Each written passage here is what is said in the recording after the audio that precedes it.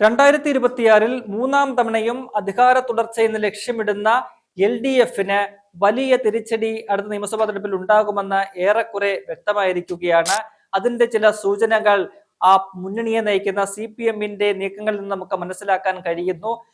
CPM പറയുന്നത് അടുത്ത നിയമസഭാ തെരഞ്ഞെടുപ്പിലും വിജയിച്ച് തുടർച്ചയായിട്ട് മൂന്നാമത്തെ ഒരു ഭരണം, നേരത്തെ പശ്ചിമ ബംഗാളിലും ഒപ്പം തന്നെ ത്രിപുരയിലും ഒക്കെ കണ്ടിരുന്ന പോലെ ഒരു തുടർ ഭരണം, CPMന്റെ അല്ലെങ്കിൽ ഇടതുപക്ഷത്തിന്റെ ഒരു തുടർ ഭരണം എന്നതിലേക്ക് പോകാം എന്ന വലിയ ഒരു വ്യാമോഹത്തോടു കൂടിയാണ് പിണറായി വിജയനും സംഘവും ഒക്കെ തന്നെ ഇരിക്കുന്നത്.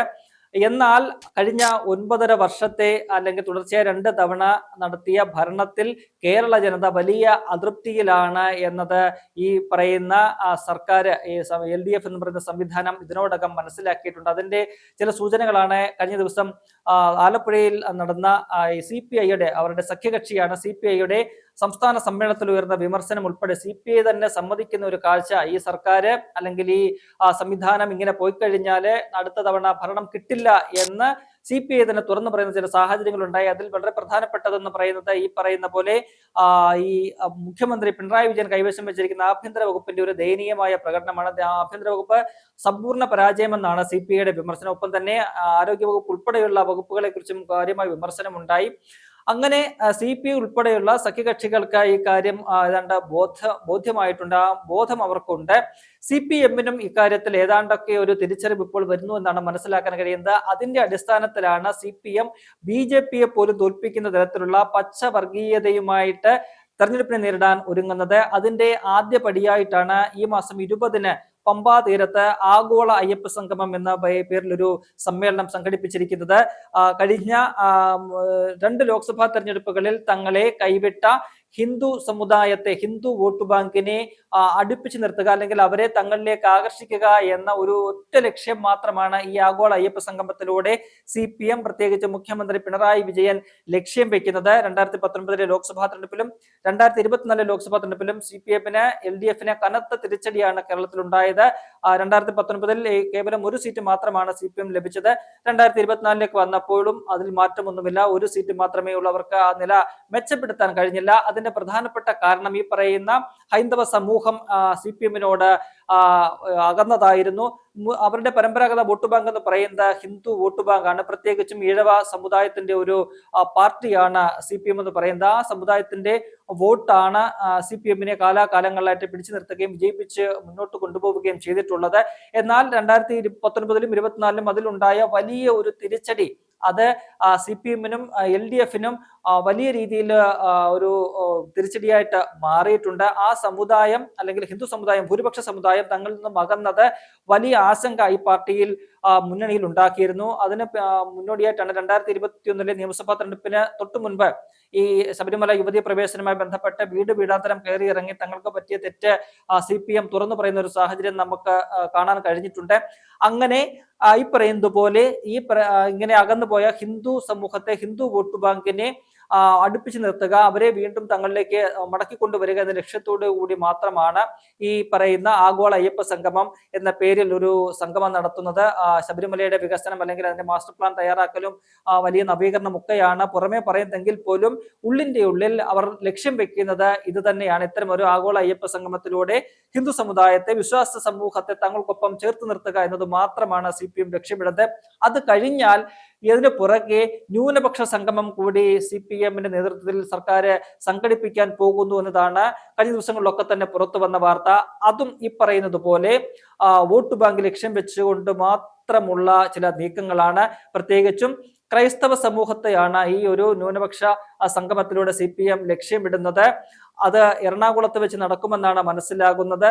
അത് കഴിഞ്ഞാൽ ഈ 14 ജില്ലകളിലും സമ്മേളനങ്ങൾ, ഏതാണ്ട് 32-33 സംഗമങ്ങൾ CPM നടത്താനായിട്ട് ഉദ്ദേശിക്കുന്നുണ്ട്. അത് സ്വാഭാവികമായിട്ടും ഏതാണ്ട് ഒരു ജനസമ്പർക്ക പരിപാടി പോലെ മാറുന്ന ഒരു കാഴ്ചയായിട്ടാണ് നമുക്ക് അറിയാൻ കഴിയുന്നത്.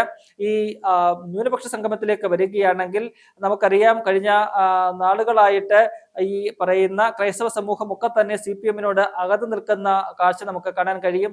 സ്വാഭാവികമായിട്ടും അവര് UDFനെ അനുകൂലിക്കുന്ന ഒരു വിഭാഗമാണ് ക്രൈസ്തവ സമൂഹം, ക്രിസ്ത്യൻ വോട്ട് ബാങ്ക് എന്ന് പറയുന്നത്. ഈ കേരള കോൺഗ്രസ് അവരിലേക്ക് ചെന്നപ്പോൾ മാത്രമാണ് അതിന് ചെറിയൊരു മാറ്റം വന്നത്. അല്ലാത്ത ഘട്ടങ്ങളിലൊക്കെ തന്നെ BJP-യെയും CPM-നെയും ഒരുപോലെ കണ്ടുകൊണ്ട് അവരെ എതിർക്കുന്ന സമീപനമാണ് ക്രൈസ്തവ സമൂഹത്തിലുള്ളത്. അവരെ ഒന്ന് അപ്യൂസ് ചെയ്യുക, അല്ലെങ്കിൽ അവരെ കൂടെ നിർത്തുക എന്ന ലക്ഷ്യത്തോടു കൂടിയാണ് ഇത്തരത്തിലൊരു ന്യൂനപക്ഷ സംഗമം എറണാകുളം ജില്ലയിൽ തന്നെയാണ് അത് വിളിക്കുന്നതും ശ്രദ്ധേയമാണ്. ആ ജില്ലയുടെ പ്രത്യേകത കൂടി നമ്മൾക്കറിയാം. ഈ പറയുന്ന പോലെ ക്രൈസ്തവ വിഭാഗത്തിന്റെ പല മേലധ്യക്ഷന്മാരുടെയും ആസ്ഥാനങ്ങളും ഒക്കെ തന്നെ സ്ഥിതി ചെയ്യുന്നത് എറണാകുളത്താണ്. അത് ലക്ഷ്യം വെച്ചുകൊണ്ടാണ് എറണാകുളത്ത് അത്തരം ഒരു സംഗമം നടത്തുന്നത്. ഒപ്പം തന്നെ കഴിഞ്ഞ ദിവസം മന്ത്രിസഭ ഒരു ബില്ലിന് അല്ലെങ്കിൽ ഒരു ഒരു അനുമതി കൊടുത്തിരുന്നു. അത് ഈ പറയുന്നത് പോലെ മലയോര മേഖല നേരിടുന്ന ഈ വന്യമൃഗ ശല്യത്തിൽ നിന്നും അവർക്ക് സംരക്ഷണം നൽകാനുള്ള ഒരു നീക്കമാണ്.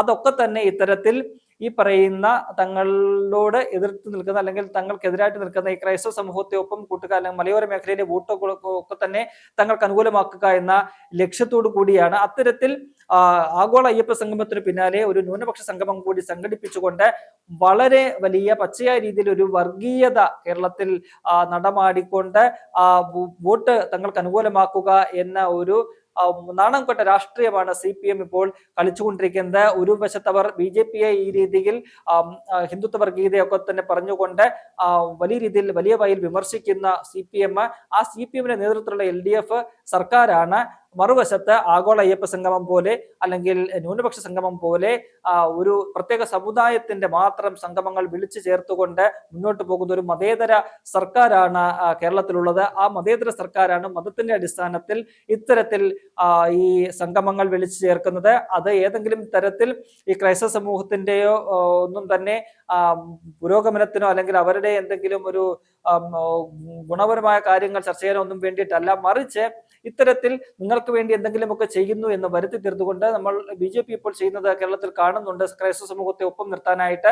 അതുപോലെ തന്നെ ഈ അടുത്ത നിയമസഭാ തെരഞ്ഞെടുപ്പ് ഒപ്പം തന്നെ അതിനു മുൻപുള്ള തദ്ദേശ തെരഞ്ഞെടുപ്പിലൊക്കെ തന്നെ ഈ ക്രൈസ്തവ വോട്ട് ബാങ്ക് തങ്ങൾക്ക് അനുകൂലമാക്കുന്നതിനുള്ള കുറുക്കുവഴിയായിട്ട് അല്ലെങ്കിൽ ഒരു പൊടിക്കൈയായിട്ട് മാത്രമാണ് ഇതിനെയൊക്കെ കാണുന്നത്. അതിന്റെ തുടക്കമായിട്ടാണ് ആഗോള അയ്യപ്പ സംഗമം നടത്തുന്നത്. അതിന് പിന്നാലെ ഈ ന്യൂനപക്ഷ സംഗമവും വരുന്നു. അങ്ങനെ കേരളത്തിൽ ഒരു മതേതര സർക്കാർ നിലനിൽക്കുന്ന ഈ കേരളത്തിലെ CPM-ന്റെ നേതൃത്വത്തിലുള്ള സർക്കാർ ഇത്തരത്തിൽ മതങ്ങളുടെ അടിസ്ഥാനത്തിൽ യോഗങ്ങൾ വിളിച്ചുകൂട്ടി ആ സമുദായങ്ങളുടെ വോട്ട് തങ്ങൾക്ക് അനുകൂലമാക്കി മാറ്റുന്ന ഒരു നീക്കമാണ് ഇപ്പോൾ കാണുന്നത്. അതിന്റെയൊക്കെ ഒരു അർത്ഥമെന്ന് പറയുന്നത് വരുന്ന നിയമസഭാ തെരഞ്ഞെടുപ്പിൽ ഈ പറയുന്ന പോലെ പ്രതീക്ഷിക്കുന്നത് പോലെ ഒരു വിജയം അവർക്കുണ്ടാകില്ല എന്ന തിരിച്ചറിവ് ഈ CPM-നും ഒപ്പം തന്നെ LDF-നും ഉണ്ടായിട്ടുണ്ട്. 2021 അവർക്ക് തുടർഭരണം കിട്ടിയതിന് മറ്റു ചില കാരണങ്ങൾ കൂടിയുണ്ട്. അത് കോവിഡിന്റെ ഒരു സാഹചര്യവും അത്തരം ഒരു വലിയൊരു പശ്ചാത്തലം കൂടിയുണ്ട്.